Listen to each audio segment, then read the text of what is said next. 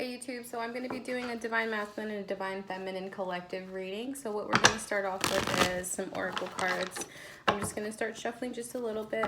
Ooh, devil card. Someone could really be obsessing over commitment. There's an obsession over wanting commitment. There's an obsession between thinking about commitment. There's an obsession. There's just an overindulgence about what something might offer you and just not focusing on other options. Let's see what else comes out here. So maybe 2020 for our collective reading. Let's see, why seeing wise action. So we actually got this card for the April collective reading. If you've never actually gotten a reading from me, I do offer monthly readings on my website. I will be posting the monthly May reading probably tomorrow or maybe tonight, who knows. So first and foremost, there's just this unnecessary fear about where we're going in life and what we're doing and what actions we want to take in terms of where we want to go and how that might look for us. But there's an ending to a specific cycle in our lives, a specific habit that we've been accustomed to. There's a little bit of regret because there is a need to kind of start over, and you didn't really want to start over in the sense that you're starting brand new, but there's a clean slate for whoever is involved in this situation. And if this isn't involving anyone else, I think that with this clean slate, this is offering an opportunity of growth, in the sense that you're not going to be doing the same things that you were doing. You're going to have the emotional intelligence to actually be vulnerable, to actually share parts of yourself that you haven't shared with someone else. And because of this, your intuition is going to guide you as to who you need to share that with, right? Let's see. Who you need to share that with. With that being said, once you finally allow yourself to be open to this new opportunity, there is a risk that you will have to take, and that risk is your heart, unfortunately, fortunately and fortunately, because love is a double-edged knife. You and your partner, whoever you want to call them, your friend, I don't know what you're into, but if that's what you're into, then go for it. Whoever you're thinking of while you're watching this reading, there's an opportunity of being able to cast out fear because of the presence that both of you have deep emotions for each other. There's deep emotion, but in order for you to kind of cast out this fear, there has to be a conversation. And because there has to be a conversation, none of you want to be vulnerable, because that would require the most courage to have someone kind of speak out and say, hey, we really need to talk about some things. Hey, we really need to kind of hash some shit out. Whether we decide to stay in this relationship or not, I don't want it to end in a way where we leave this relationship situation, understanding off in a way where we just don't talk to each other anymore. That's where someone's coming from. They don't want it to end on a bad note. Even if it were to end, I don't think both parties want this to even end. There's just a lot of fear that's holding both parties back.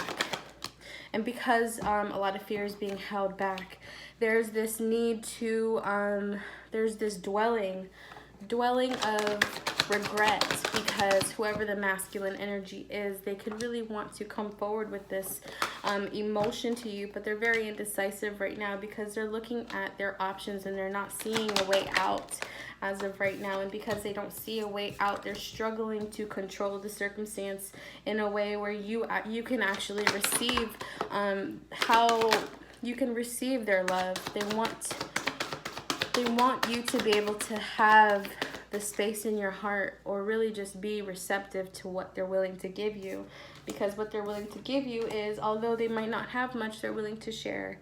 And because they're willing to share, that's already a step up. You're not going to be rich in one day. You're not going to be loved completely in one day after meeting someone. So unfortunately, you do have to kind of hold your ground down. You have to hold yourself down in the sense that this might not work out, and you have to be okay with it. And even if it does work out, you still have to be okay with being open to what this person is giving to you. This person might have whoever you're thinking of, this person might have something to tell you about where they're going in life or what their plans are, or kind of like wanting to incorporate your ideas, or really just include you in their life. And I think that they're coming from a really sweet energy with how they want to communicate with you, because they really just want to be able for you to understand where they're coming from. They see you as somebody who could possibly be really the one. They're not really confused about it anymore. And you know, the one is such a corny cliche thing to say, but this person is actually really passionate about coming towards you.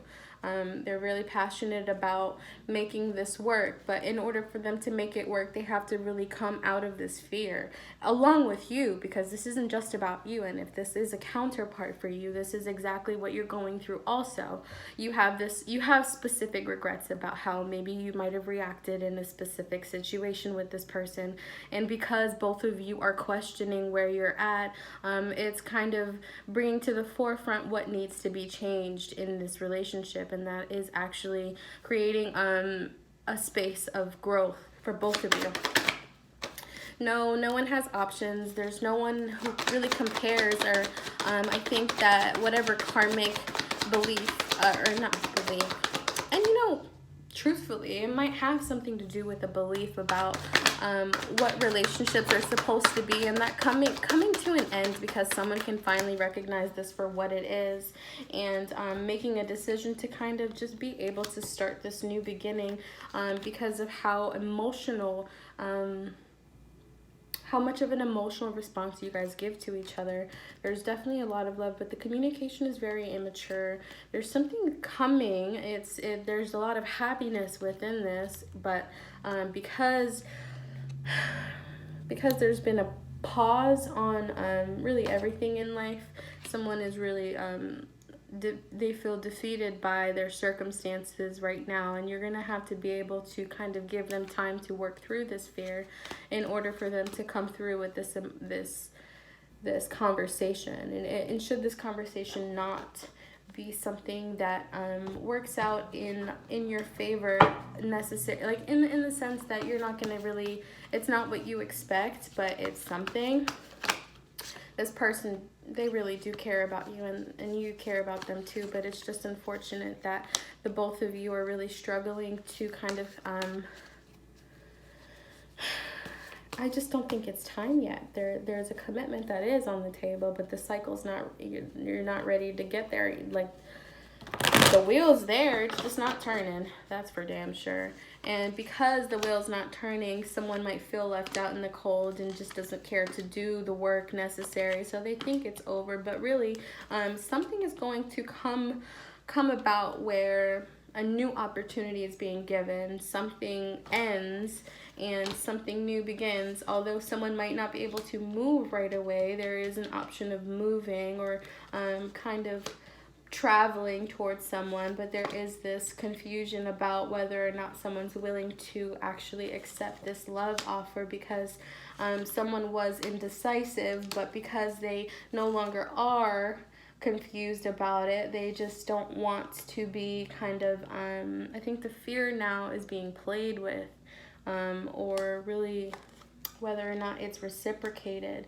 But what I am going to say is there's an energy here where someone's not telling the complete truth, and if it isn't the complete truth, then someone's doing it out of lust. There's a lustful energy, but because there's this lustful energy, I think that both of you feel it, and you guys don't really mind. Dude, whatever works for you. Yeah, there's this need for communication heavily. Let's see, I'm going to end this reading here. If you would like a general love or career reading with me, I am doing personal readings at the moment. You can do all of that. I will leave the link below. So your first affirmation card is honesty. I am fair and honest, and that attracts fairness and honesty into my life. excuse me, this actually fell right in between the intuition card and the emotional intelligence. So you're going to have to get to a point where you're being completely honest with this person, not really holding back out of fear of hurting their feelings or hurting anyone else's feelings. This is just you being completely really honest with where you're at and what you want and what you see in this relationship and how you see this going. There has to be a form of clarity or closure, really. Closure, clarity, there's just something has to occur so that both of you can kind of focus on what it is that you're working towards, so that both of you feel worthy enough to be in this relationship, to actually feel like you're doing something you're moving something towards a commitment rather than just allowing things to happen. And you know, when we allow just anything to happen, we open ourselves to things that we weren't necessarily they're like bumps in the road sometimes. So your second affirmation card is, I focus my logical mind to make smart, effective business decisions. Now is not the time to be in your feelings, because if this person is working on themselves, what should you be doing? You should be doing the same thing. And with that being said, is you have to focus on what you want to do in your life should this not be a thing. But should it be a thing, how can you incorporate someone else, whether it's this person or someone else? Because whatever healthy boundaries that you've learned because of this, ooh, that's disgusting what you did. Sorry, y'all. Because of whatever healthy boundaries, goodness gracious, my first video. Whatever healthy boundaries you've learned from this situation is going to allow you to find the confidence in yourself, because you finally know what you have to bring to the table. And with that being said, your last card is worthiness. I feel worthy and have very special talents that will help me to achieve my dreams. Right on top of that, we have unnecessary fear. I think this person knows your worth and they recognize it for what it is, but it's just a matter of them being able to accept it, or really being able to allow themselves to bring that back in, to really incorporate it into their life. So with that being said, if you would like a full reading, I will leave the link below. Thank you for tuning in.